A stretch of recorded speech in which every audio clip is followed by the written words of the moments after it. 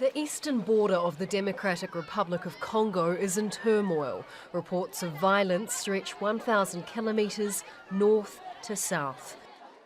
Clashes between a Ugandan rebel group and DRC's military in the northeast has pushed civilians to make the dangerous crossing into Uganda.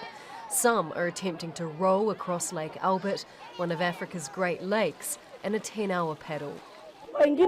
Some died of hunger, some drowned in the lake. There's no one to help you, there's nothing to eat. We're surviving in the bush like animals. Now the southeast is reaching a tipping point. A humanitarian disaster of extraordinary proportions is about to hit the southeastern part of the Democratic Republic of the Congo as the province of Tanganyika plunges further into violence, triggering spiraling displacement and human rights abuses. The southeast has been plagued by ethnic violence, but new armed groups are popping up and Congolese in the area are trapped. Fighters don't know who is on whose side, so civilians are targeted. Murders, abductions and rape are common. They beheaded people, they cut open their stomachs, removed their guts and left them to die. That's how they're killing people.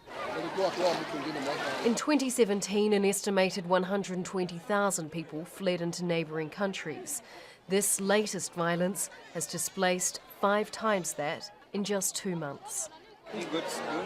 The UN thinks the number of refugees is probably much higher, but they're in areas too remote and dangerous to reach. Those that make it to temporary camps tell stories of their escape. I